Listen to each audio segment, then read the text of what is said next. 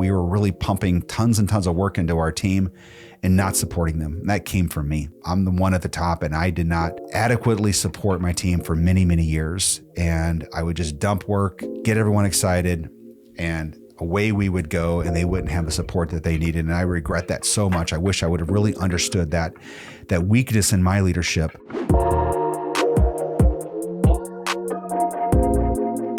Well, hello and welcome to the J. Sterling Hughes Show, where we share the straight truth on how we have built our family law practice from 0 to 25 attorneys and over $15 million in revenue, all in the past 10 years.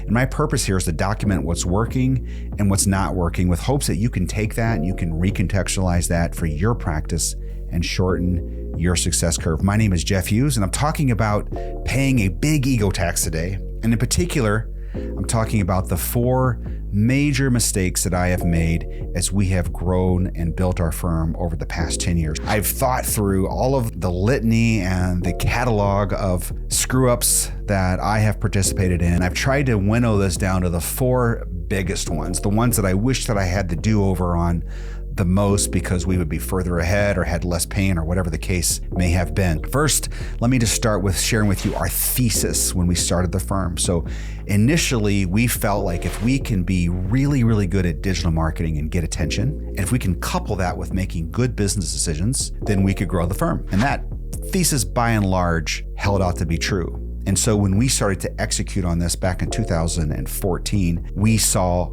growth, and we saw it pretty fast. We went from 0 to 8 attorneys in the first 18 months. Then we hit a wall, ran into some problems. We had to kind of reset back down to 4 attorneys, and really start over about 8 years ago as we wanted to build our firm in family law and become exceptional in that area of practice. So that was the thesis in our story. Along the way through this growth, every year we saw growth. There were some really doozies that I made that were big mistakes out there. And let me share those with you, because some of this has to do with just naivete. Some of it has to do with just plain old, unadulterated, unbridled ego run wild. So the biggest mistake, and I rank this number 1, is this, that I, for some reason, and I'm going to chalk it up to just arrogance. Okay, that's probably the majority of the reason. The first mistake is I did not mastermind with other people in the legal space. So we started the firm. I was in a mastermind group with an organization called YPO, and these guys are extraordinary that are in my group. It really helped me along the way, but none of them are focused on law. They're all in different industries, and certainly there are crossover principles that applied to me, and I benefited greatly from this group. But I did not have a legal mastermind group that I was a part of where I could benchmark, where I could talk about industry or professional best practices. And I kind of remember thinking about joining one, but I didn't really know of any, and I didn't really look hard at all. And I kind of thought I knew more than them, which is where the arrogance part came in. I felt like we were growing. What do they have to share? What can I learn from them? Probably not much. Those are all some of the negative thoughts that were kind of circulating around in my brain. And frankly, I missed it big time. I wish so much that I would have very early on joined a legal mastermind group with other lawyers so we can talk about what's going on in our practices and how to grow them faster, better, best practices, good benchmarks from a performance and financial standpoint. It would have been a far greater benefit to my team and to our firm had I done that, but I didn't. And that was the biggest mistake by far that I have made, because I'm in one now and I'm getting a lot from this group. I'm in a group called Your Practice Mastered by Richard James, and it's been really, really helpful to me, to my teammates that are in it with me. But there are so many of them out there. So I've just come across a few lately just for your benefit. I'm not endorsing these by any stretch of the imagination because I'm not a part of them, but I know that PILMMA is really geared for personal injury lawyers. I might join that, not because I want to be in injury, but because there's a lot of cutting edge stuff that PI lawyers do. There's Ben Glass has got a program. Louise Scott down in Atlanta has one. I know Atticus in Florida, and Lee Rosen, which I'm also a part of, is a mastermind group that's not quite a mastermind group as much as it is a kind of a community of lawyers that get together and share best practices through an electronic tool called Slack. So those are just some that has come to mind. There are many more out there. I don't know all of them. I'm just sharing with you the ones that I know. But if I could do it over, man, this is number one on the list. Because just remember, when your firm or when you get better as a leader, your entire firm gets better. So anything you can do to improve your leadership, your abilities, your personal growth, just makes your entire practice better. Even if it's just you and one assistant,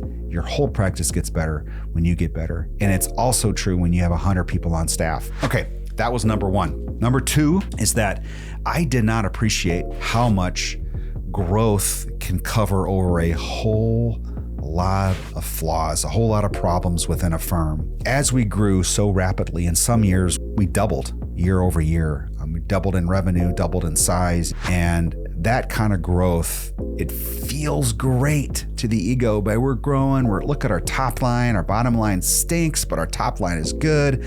Look at all these attorneys. Look what people in town are talking about us. Look what they're saying, blah, blah, blah, blah, blah. The reality is that all of that growth for me turned out to be, to a large extent, an ego tax on me, because my ego was grow big, get there, build. And I paid a big tax for that. We paid a big tax, our firm did, on my ego, and that's to my shame, to my discredit. And so some of the areas where this really showed up for us is this growth covered up some real flaws, some fissures in our foundation, so to speak. And I'll give you a few of those. One is that we did not have a good process for serving our clients. And what later we developed, we called the attorney paralegal workflow, that to serve clients was a total game changer. It changed our firm literally within a few weeks once we implemented that. And once everyone started to utilize it and get on board with it. So it was terrific. And for years, we didn't have a process. It was just every case was different, and that is no way to run a firm. There should be a broad flow that you follow, and we did not have that in place. We also were really, really immature when it came to our financial acumen. And I can tell you, up until about year 8, we operated the firm basically on an Excel sheet in terms of how we modeled things out and inputted data. And one year in particular, we used this sheet and we forgot or somehow overlooked putting in all of the expenses around our real estate costs. And it looked like things were a whole lot better than they were. By the time we realized it, like in March or April or something, we had already made all these decisions and we were just losing money and didn't know why, because it wasn't showing up in our model. It just completely missed it. So that really hurt us, that kind of growth. We should have earlier on got outside professional financial support. We have a really good bookkeeper and controller on our team. We did ask her to do things that were forward-looking and setting or modeling and so forth, and it was just a real miss early on for us. Also, another area of just miss that our growth covered up and didn't expose until much later is that we were trying to innovate in an area of billing our clients that we call fixed fee. So giving a fixed fee for our services to our clients, which is, they love it. But we didn't do a whole lot of training at all internally on how to actually go about doing that. So we had to learn this all just by doing it. And it was not a wise way to go about that. And we really stubbed our toe for quite a few years till we figured out how to do the model correctly. We saw all this growth and we just missed that we had these real deep problems within our firm. And so when we finally realized this in 2020, a lot of these things we started to implement. It took us 2 years of rebuilding and instituting these changes before they got into play. And even then, you're building while you're in midair, and that's really, really difficult on the culture. It's difficult on the team. It's difficult on the bottom line, all those things.